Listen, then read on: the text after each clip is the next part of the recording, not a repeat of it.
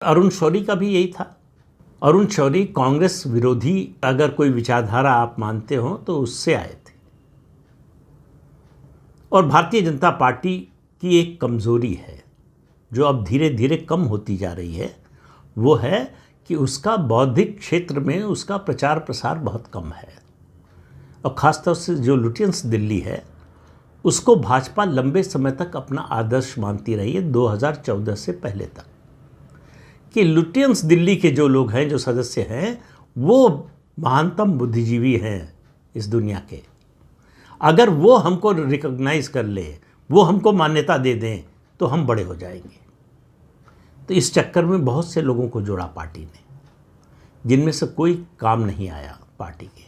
तो यशवंत सिन्हा, अरुण शौरी और शत्रुघ्न सिन्हा, आज ये देखिए तीनों कहाँ हैं। यशवंत सिन्हा और अरुण शौरी, जिनको भाजपा ने इतना कुछ दिया जो जिंदगी में किसी और पार्टी में मिल नहीं सकता था, इसकी कल्पना नहीं कर सकते थे, वो आज भाजपा के सबसे बड़े विरोधियों की कतार में खड़े हैं। भाजपा के विरोधियों के वो एक तरह से अग्रणी दूत है, कहें कि हरावल दस्ता बन चुके हैं। शत्रुघ्न सिन्हा तो टीएमसी से लोकसभा सदस्य भी हो गए हैं। अरुण शौरी और यशवंत सिन्हा ने बहुत हाथ पैर मारे, कहीं से जो है संसद में आने का मौका नहीं मिला, किसी पार्टी ने पूछा नहीं।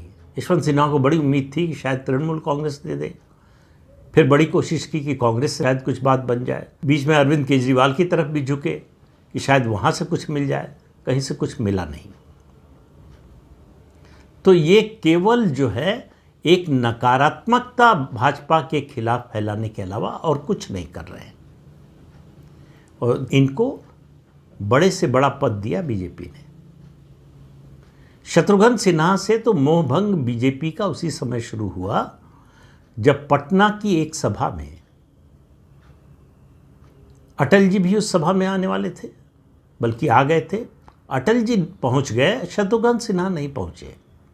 उनको बड़ा गुमान था, मैं बिहारी बाबू हूँ, बिहार में मुझसे बड़ा तो कोई नेता है ही नहीं। अटल जी मजाक में कहते थे कि मैं तो अटल बिहारी हूँ। तो वो इंतज़ार करवा रहे थे अटल जी को। आखिर में बीजेपी के नेताओं ने फैसला किया कि और इंतज़ार नहीं, अटल जी की सभा हुई। उसके बाद से बीजेपी ने कैंपेन से शत्रुघ्न सिन्हा को हटा दिया।